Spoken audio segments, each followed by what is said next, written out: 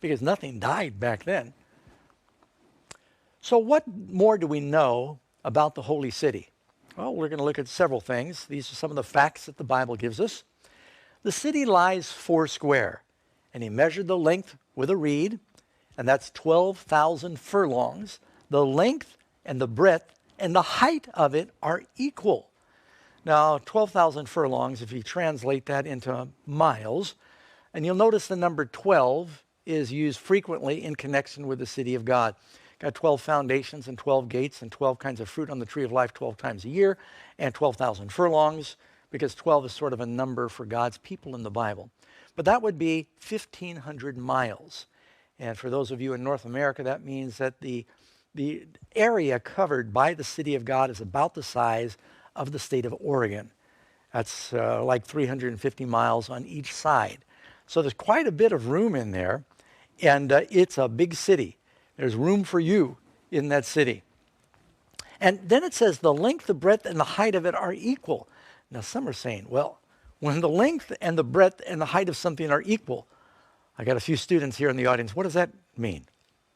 It's called a cube. Yeah. Well, what does that mean, that the city of God is a big square? Well, when it says the length, the breadth, and the height of it, some have thought it might be pyramid shaped, because it could mean it's as high as it is wide, and a pyramid technically can be that way. It may mean that it's got just very tall walls. It may mean that's including part of the 12 stones that make up the foundation.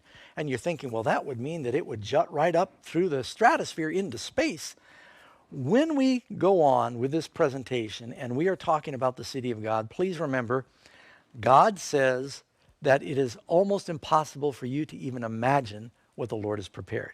So if I say things and you think, well, that's outrageous, just know whatever I tell you, it is probably even more outrageous than you think. If the Queen of Sheba would say to Solomon, the half was not told me, then at the end of this presentation, you be sure the half is not told you about heaven.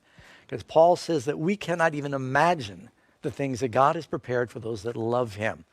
But I want to give you some of the information because God gives it to us in his word to encourage us that it was never his plan for this world to be so filled with sin and disease and sickness. That's not his plan. It breaks his heart.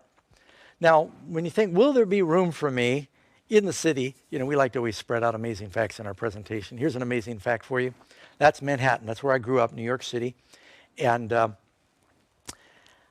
I was parked on the airport in Dallas, Fort Worth.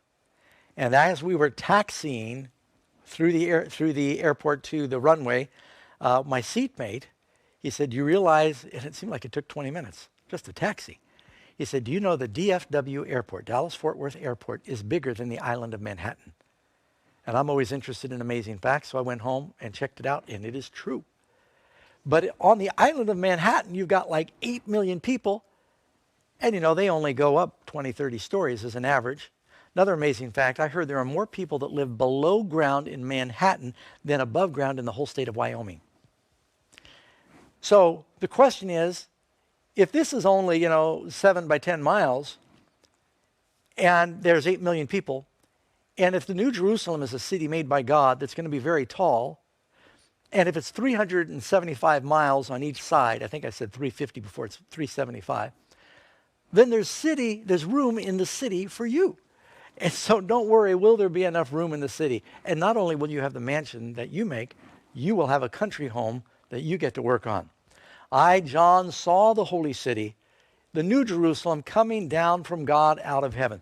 Now, it's interesting that John actually says, I, John, saw. You know, you can read through the whole Gospel of John, and he scarcely mentions his name. He only refers to himself as the disciple that Jesus loved. He was so humble. But when it comes to telling us about heaven and wanting us to believe, he's saying, I am telling you firsthand, I saw it with my own eyes. God took him away in vision and showed him the city, and he wants you to be there. There's nothing in this world that is worth more than what is going to be in that city.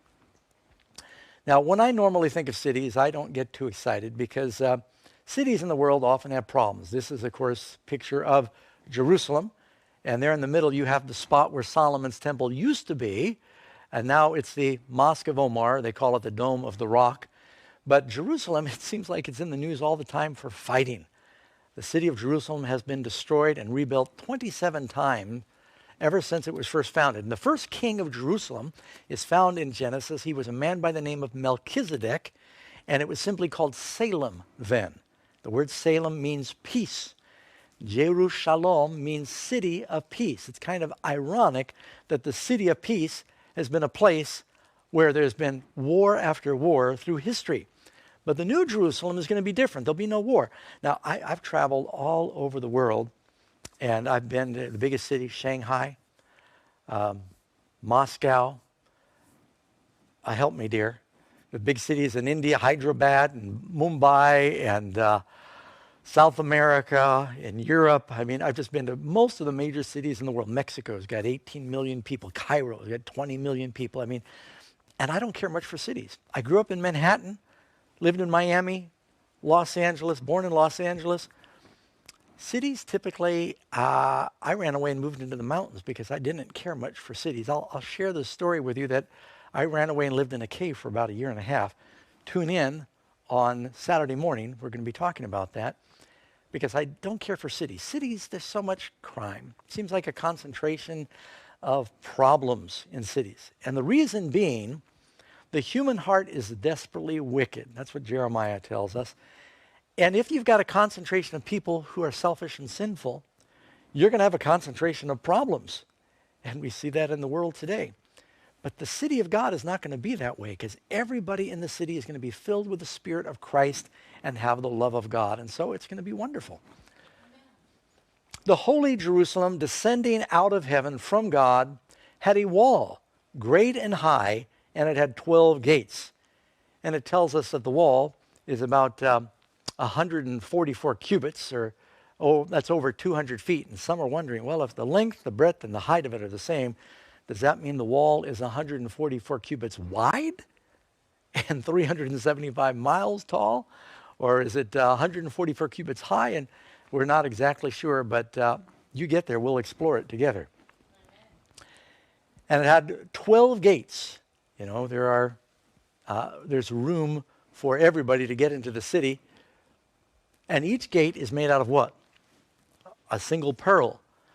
There's a man named Alan Golash, and he was rummaging through a basket of costume jewelry at an antique store in Rhode Island, and he saw this brooch. Well, he had a pretty trained eye, and he thought, this is not just costume jewelry. He went to the proprietor. He said, what do you want for this? He looked over and said, $14. Said, I'll take it. And then he went and he brought it to a jeweler who looked at it and said, where in the world did you get this? He said, none of your business. He said, what do we got here? He said, you've got a very rare brooch with two cohag, they're like a purple-colored pearls. And it's called the Venus pearl, a pearl of great price, you might say. And there's 3 rose diamonds set with gold, and it's inlaid. $14, appraised at over $2 million. And don't you think he was happy? And these are almost perfect, large cohag pearls, very rare. The Bible tells us in heaven that each gate is made of a single pearl. Now, I know someone's going to think, how do you get pearls that big? Where do you get an oyster to produce a pearl that big? God doesn't need an oyster. God can make the pearl without the oyster. He can make the egg without the chicken. God can do whatever he wants. And the building of the wall was of jasper. And of course, it's almost like a beautiful translucent greenish material, and with 12 foundations. The street of the city was of pure gold.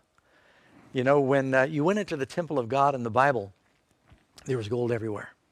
And it was mostly wood that was overlaid with gold. But when you went into the Holy of Holies, and it was a symbol of the presence of God, that one room that was the inner sanctum of the Hebrew tabernacle was wallpapered with pure gold. And it's telling us this is, you know, the most beautiful material that we know on earth. And there may be something that we don't understand, because at one point it says the street is like gold, but it's like transparent. And I think John is looking for words to describe the glories and the beauty that he saw. What does the Bible say about the city's water supply